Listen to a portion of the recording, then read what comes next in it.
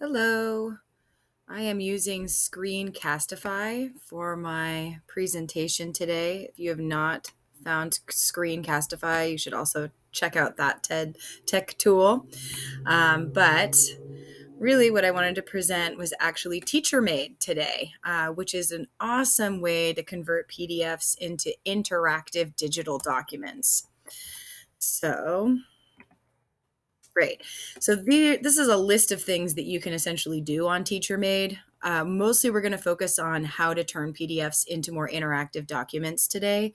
What I will go over how to assign these documents to students as well, using digital formats such as Google Drive.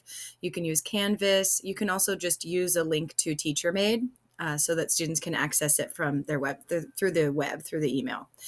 And it also allows students to self-check so that they can score themselves and decide if they want to go back and edit.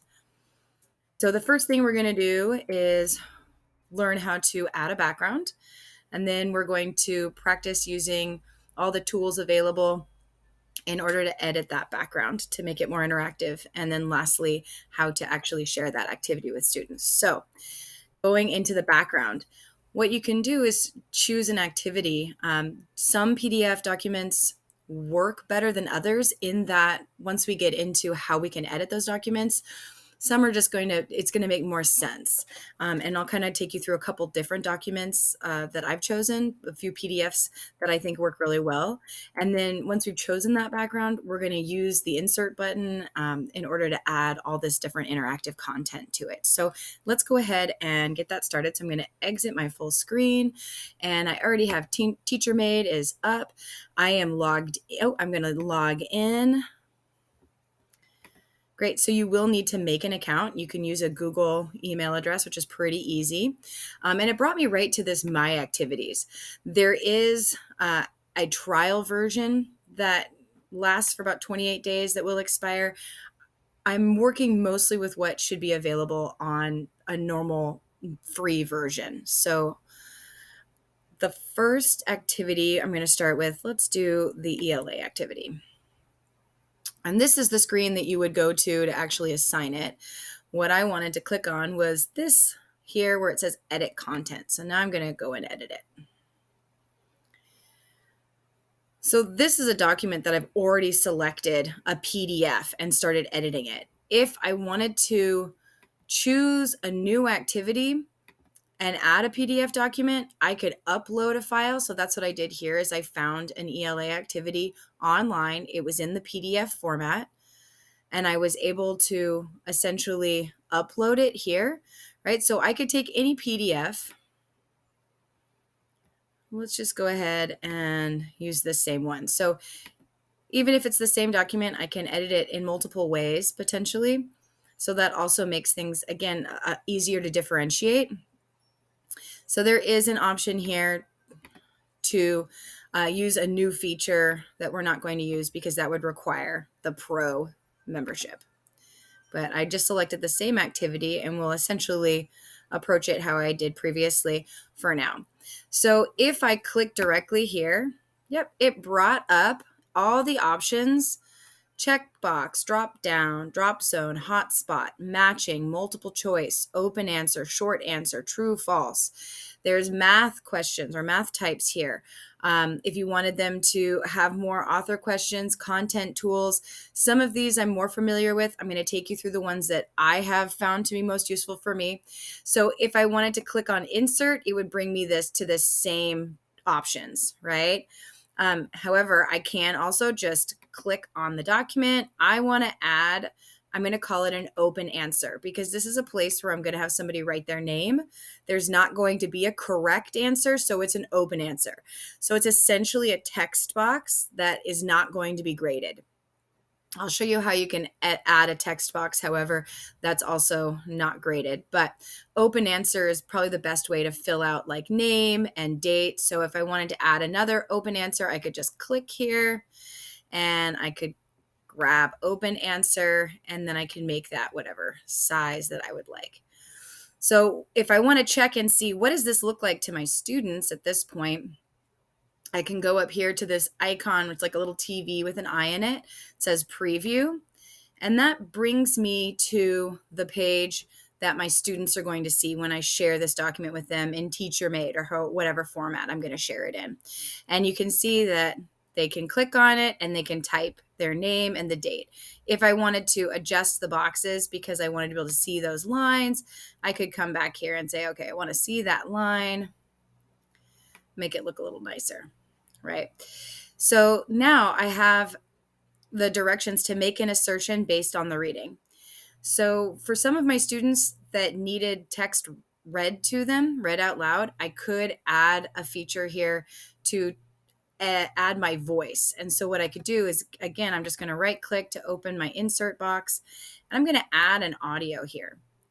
And let's see, I wanted to add the directions. It says making an assertion or something like that. Making an assertion.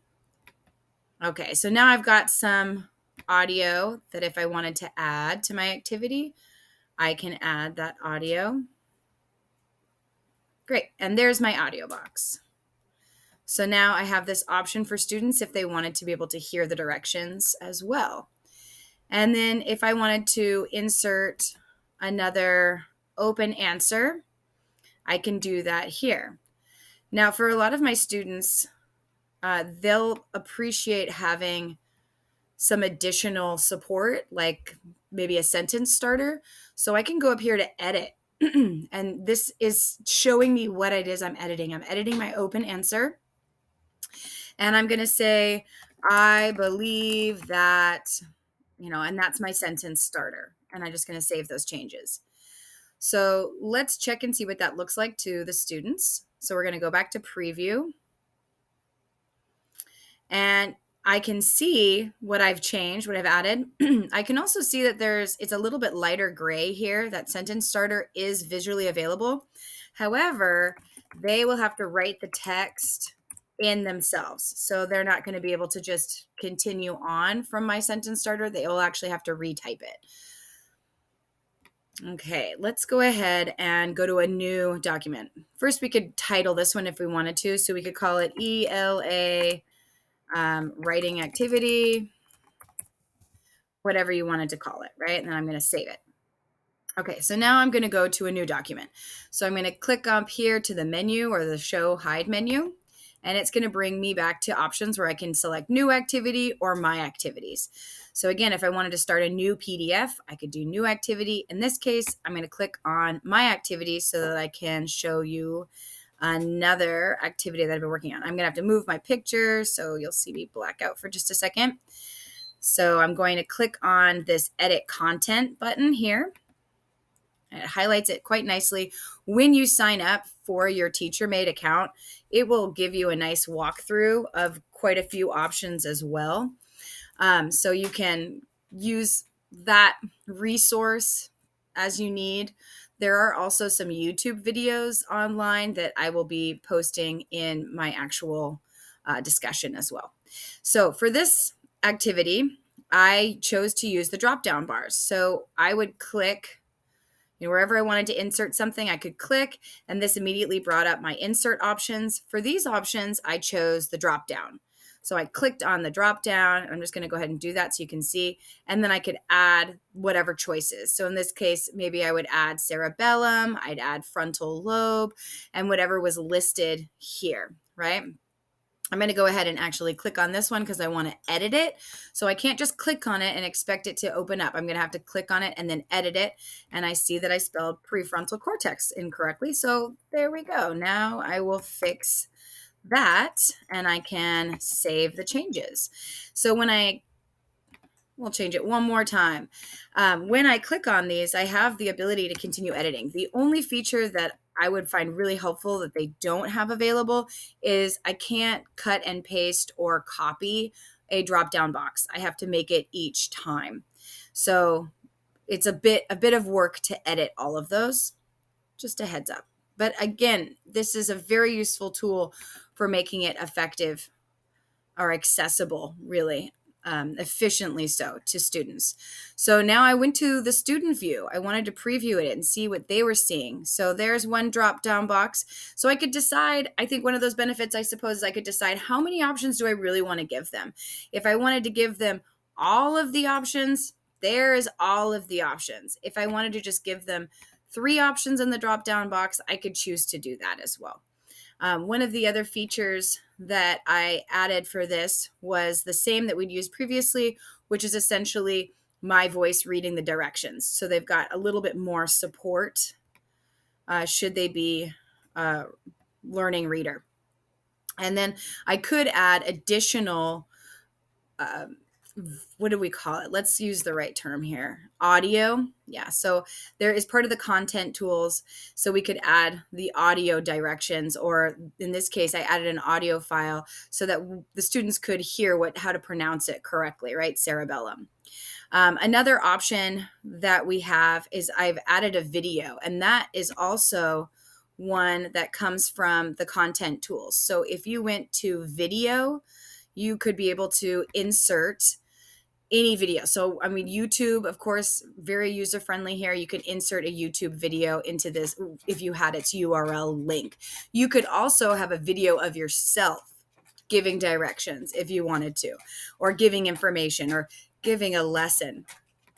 So that would be one way to offer some additional support. Okay.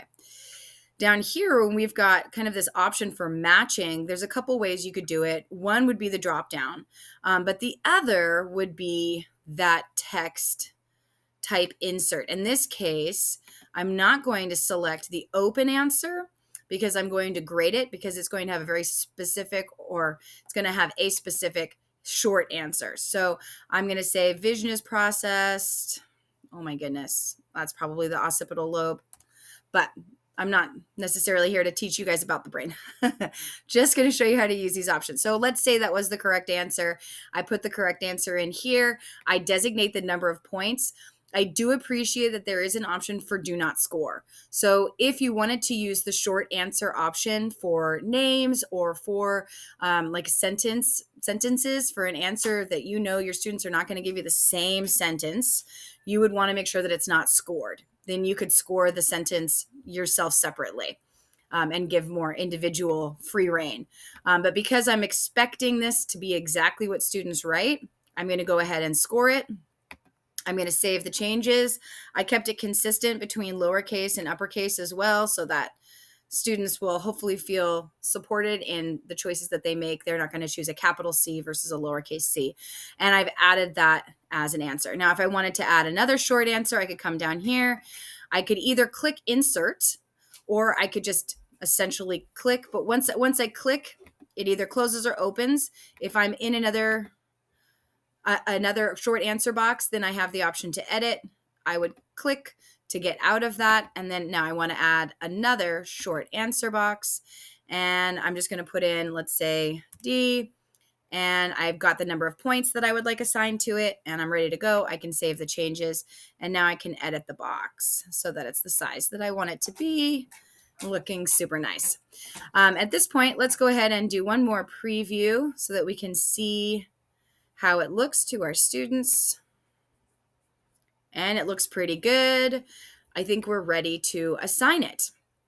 So in order to assign it, we're going to go back to the menu, or we're going to have to unhide it. So we can go back to the menu. We went to My Activities, and then we're going to want to assign it. Let's say we're going to assign the ELA writing activity that we worked on today.